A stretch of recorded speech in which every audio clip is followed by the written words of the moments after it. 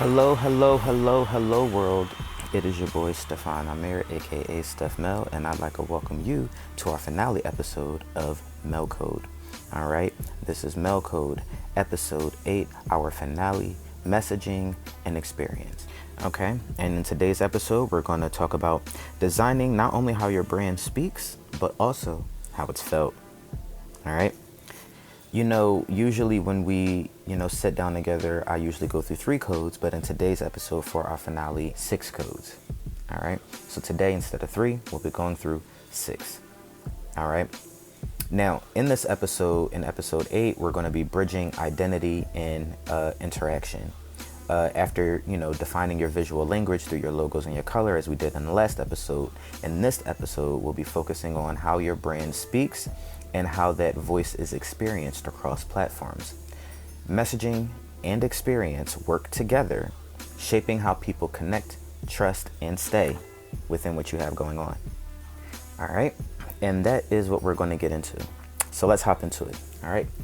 Code 1, voice before volume. All right. Clarity matters. Sometimes, to me personally, clarity matters more than consistency. All right. Like before worrying about how often you speak, you need to define your sound, how you sound, your tone.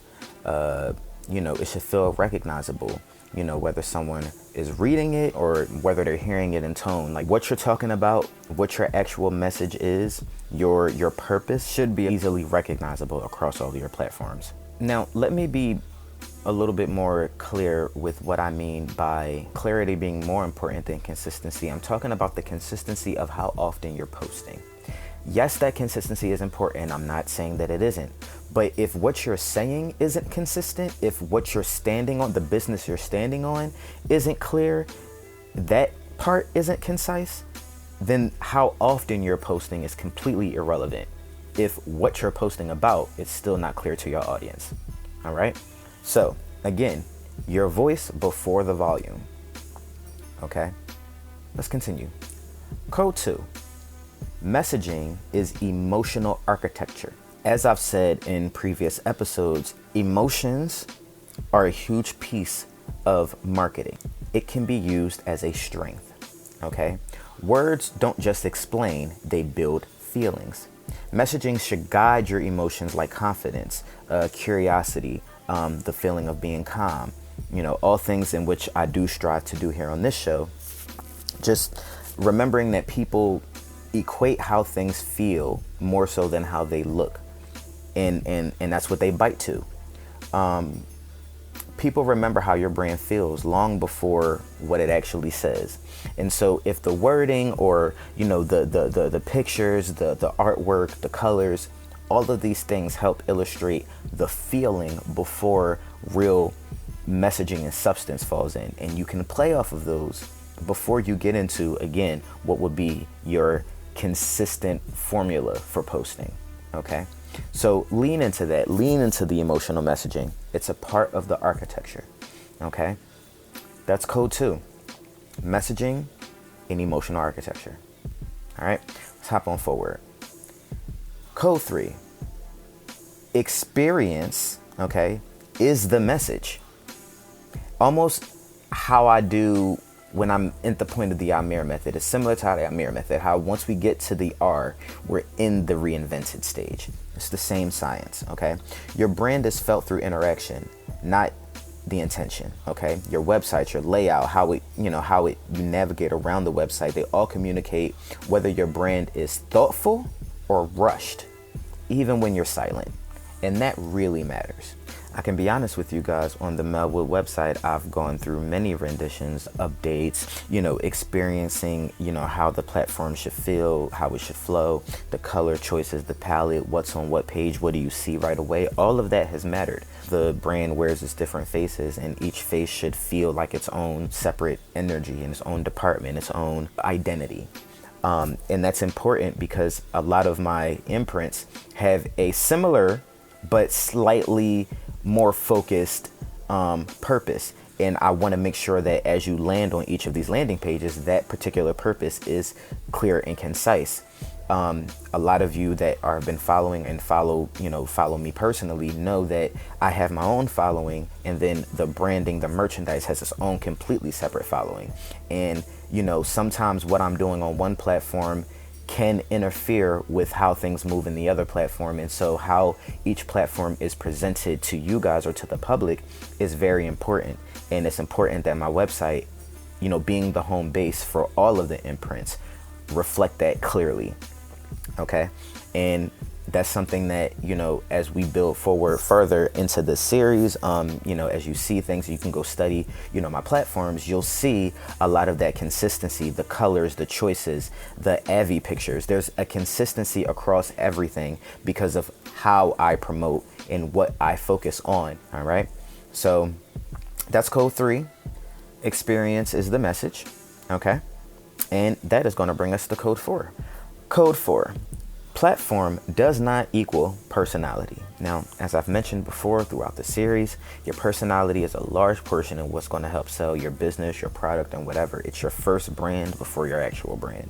It's what people see and who people feel most comfortable with booking and, listening to. Your platform does not equal your personality, okay? You need to adapt your messaging without changing your identity. Your frequency stays consistent, but delivery shifts per platform. Okay, same message, different language. Okay, so how you may be on Instagram may shift a little bit to how you may present yourself on X or TikTok. Your audience, it may be different on different platforms, but your messaging should always be consistent. But again, your social media platforms are your chance to show the personality behind the brand, and you can milk that. Remember that your platform is just as important as your personality. Your personality is as much of your brand as your overall. It's the partner piece to the brand. Okay, let's continue on. Code 5. Flow over force. All right, flow over force. And what I mean by that is rhythm. Me personally, I work in rhythm. I like to work when there's a rhythm involved. It's easier. It's easier for me. It's easier to create. It's easier to edit. And it's easier for me to not only give the information, but I feel like my audience receives the information better when I'm in a calm state. I would say ease creates loyalty. Clear navigation, readable captions, and intuitive design keep people engaged. That's just how I look at it. If someone has to work to understand your brand, then they won't stay. And the best example I have of this is, for those that have been following me for a very long time, you remember that, my brand originally publicly was called Scatterbrainiac LLC, which, in hindsight is still the name of my actual company as far as, being, recognized from the state. We are still very much Scatterbrainiac LLC. However, in the process of building the brand over the 10, 11 years that we've been building, there needed to be a consistency. I've introduced a podcast, there's the merchandise, and there's a bunch of different avenues of different things that just need to make sense under one house umbrella, which is why everything was later rebranded to being underneath the Melwood umbrella. So you have, Scatterbrainiac LLC doing business as Melwood Music Publishing and Entertainment, and Melwood Music Publishing and Entertainment houses a podcast, Mel Code. Okay, a hub, Mel Course, and then of course the merchandise, Mel Gear. So naturally everything's under the Mel Hub, and you understand that now Melwood Music Publishing and Entertainment is a creative agency, a creative hub. There's a consistency across it. Okay, and that's kind of what I'm talking about. No matter which platform you're presenting on, whether it's, your Instagram or your TikTok or your X platform or whatever other platforms are out there, what you may be presenting or what your focus is may shift a little bit, but your overall purpose is consistent. How you speak, how your language is, how you show up, your captions, there's a consistency that people can follow and understand your branding and this messaging from Jump Street. Okay? All right. And let's continue on, okay? Code 6, and this will be our last code. Code 6, your brand is a living experience, okay? And that kind of sums up everything we just discussed. Brands evolve, okay? And that's not a flaw, okay? You want to revisit, refine, even redefine your messaging. You want to do that as you grow. Okay. You want to keep your brand building forward without creating stagnation.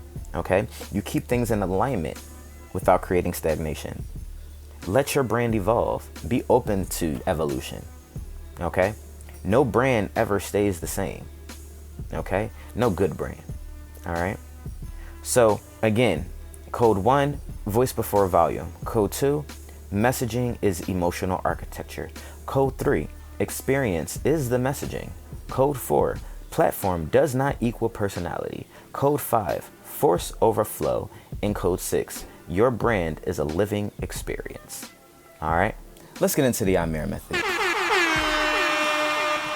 Okay, the Amir method. AMIR, analyze, manifest, implement, reinvent.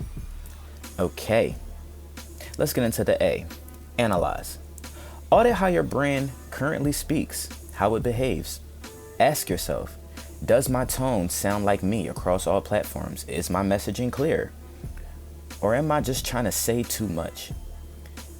What does a first-time visitor feel when they land on my page? Okay, these steps reveal gaps between the intention and the experience. Okay, make sure you overlook all of these things, experience it, maybe ask a friend to hop on your channels, give you some feedback. All of these things play a role in how you analyze.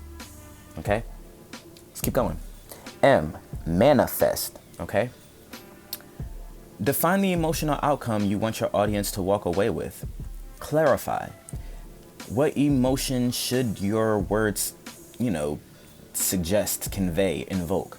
What type of experience am I designing? Am I designing a bold experience, a calm experience, an intimate experience, a premium experience? How should someone describe my brand after interacting with it? This is where your voice becomes intentional and not accidental. Okay? You don't want to be in a space where that's not clear. Okay? I, implement. Translate your messaging into a lived experience. Here are some action steps you can take.